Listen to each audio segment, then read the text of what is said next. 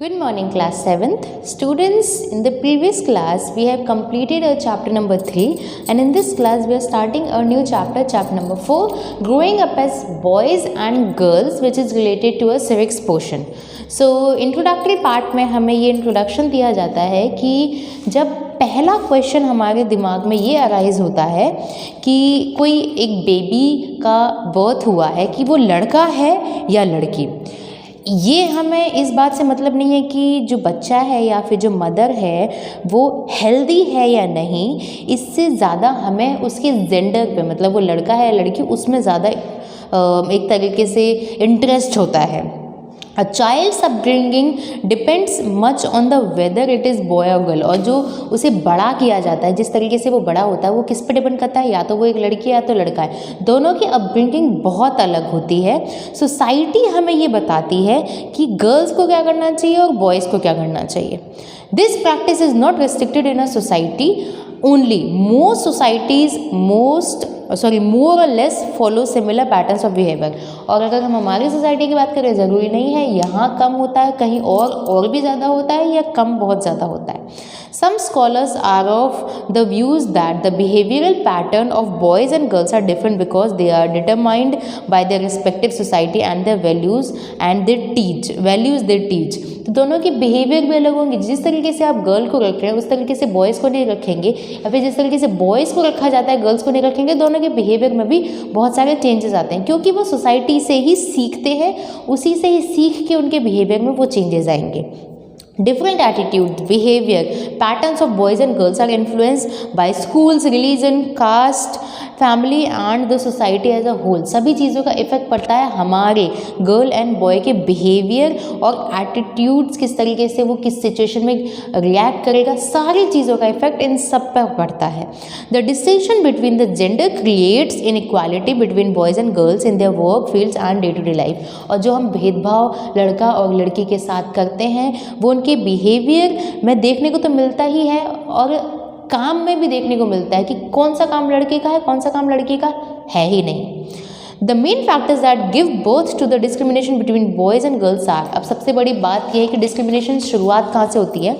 Society से नहीं, सबसे पहले हम हमारे घर से ही शुरुआत करते हैं। गिफ्ट देते टाइम हम एक बॉय को प्लेन गिफ्ट करेंगे, कार गिफ्ट करेंगे टॉयज़ पे, और वहीं हम गर्ल को क्या गिफ्ट करेंगे, हम गिफ्ट कर देंगे उनको कोई डॉल गिफ्ट कर देंगे। तो हमने डिस्क्रिमिनेशन वहीं से कर दिया, हम लोगों ने उनके काम को डिवाइड कर दिया।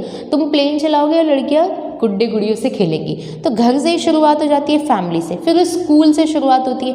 कौन सा बॉय का खेलने का गेम है, कौन सा गर्ल खेलेगी, गर्ल इस तरीके से बैठना, मैनर्स, या बहुत सारी ऐसी चीज़ें जिसमें स्कूल में भी डिस्क्रिमिनेशन किया जाता है। ताकत वाले काम बॉयज़ के लिए और छुई मुई वाले काम, छुई मुई कि नॉर्मल छोटे से काम गर्ल्स के लिए। Society as a whole, society तो बहुत ज़्यादा डिस्क्रिमिनेशन करती है तरह तरह पर। वर्क प्लेस में मतलब सेम काम लड़का भी कर रहा है, लड़की भी कर रही है, बट ज़्यादा पैसे किसको मिलेंगे? बॉय को मिलेंगे। ड्रेस कोड में किस तरीके से लड़कों को ड्रेसिंग सेंस और किस तरीके से लड़कियों को साड़ी में पहनना चाहिए, फुल कपड़े, बशर्ते लड़कियों के लिए कोई रिस्ट्रिक्शंस नहीं है। It is believe universally that a girl child would one day get married and live with her in laws. ऐसा माना जाता है कि जब लड़कियां बड़ी हो जाएंगी वो अपने इन लॉज के घर चली जाएंगी, उनकी शादी हो जाएगी। Parent in poor household do not encourage girls to go to the village. और गरीब जो माँ बाप होते हैं वो लड़कियों को पढ़ाते नहीं हैं, क्योंकि उनका मानना है कि वो शादी करके दूसरे घर चली जाएगी, एंड वो उनको पढ़ाना टाइम का वेस्टेज है, मनी का वेस्टेज है, तो कोई फ़ायदा नहीं उनको पढ़ाने का। तो इसके लिए मतलब पढ़ाने के बजाय वो लोग उन्हें घर के काम ज़्यादा सिखाते हैं, जैसे कुकिंग, क्लीनिंग एंड घर की कैसे देखभाल करनी है, फैमिली की कैसे देखभाल करनी है, ये। तो यहाँ हम लोगों ने इंट्रोडक्टरी पार्ट में ये देखा किस तरीके से जन्म के आधार पर ही हम भेदभाव करना शुरू कर देते हैं एक बॉय और एक गर्ल के between. Now we will discuss growing up in Samoa in 1920s। तो यहाँ पे दो पॉइंट्स हैं, दोनों की हम एक तरीके से कंपैरिजन करेंगे कि किस तरीके से बॉय एंड गर्ल के बीच में यहाँ पे डिफरेंसेस हो रहे हैं।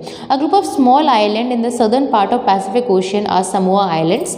समोआ आइलैंड्स पैसिफिक ओशियन के पास में सिचुएटेड है एंड ये जो सोसाइटी है वो बहुत फार मेन स्ट्रीम, मतलब जो आज की आधुनिक सोसाइटी है उससे बहुत दूर दराज के इलाके की है और गाँव से भी कटी हुई है, अर्बन शहरों से भी कटी हुई है।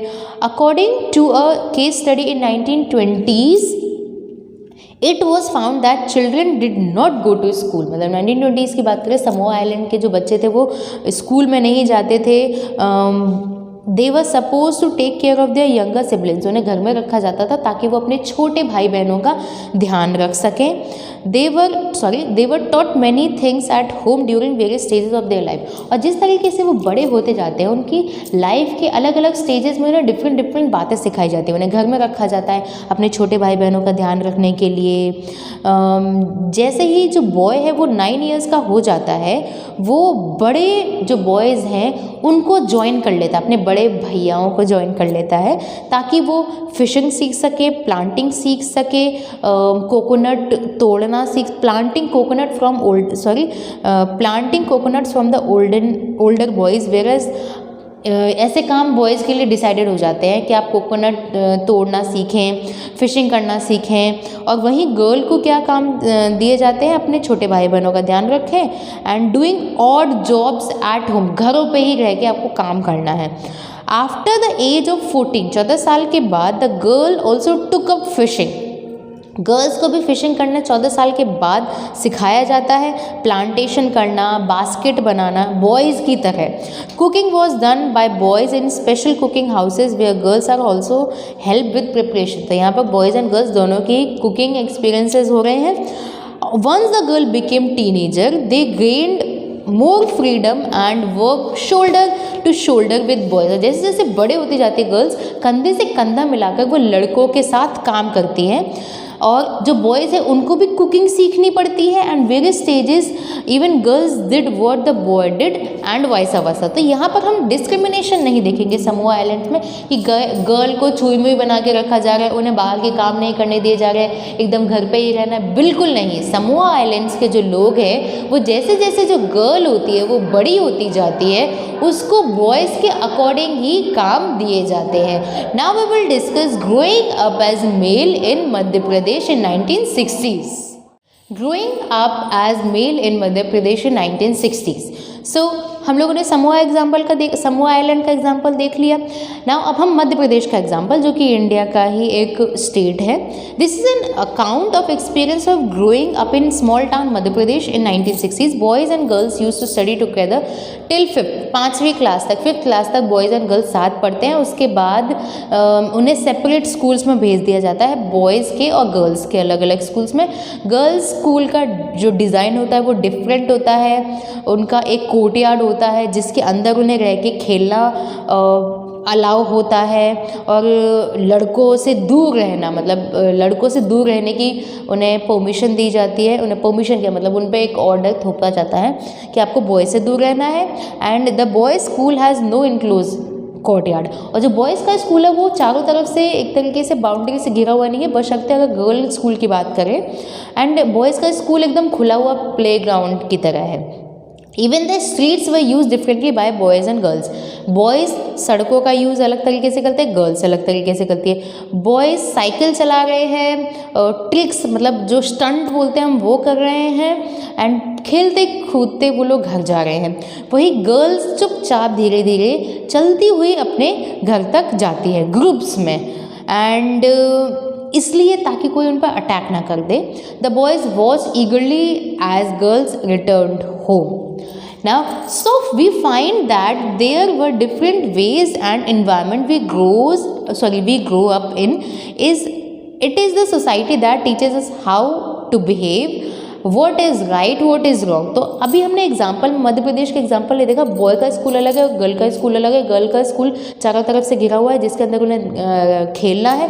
बॉय का स्कूल कोई बाउंड्री नहीं है, खूब खेले, आने जाने के तरीके अलग है। तो सोसाइटी हमें सिखाती है क्या तो गलत है, क्या तो सही है, किस तरीके से रहना है, किस तरीके से उठना बैठना है, हम सोसाइटी के ज़रिए ही सीख रहे हैं।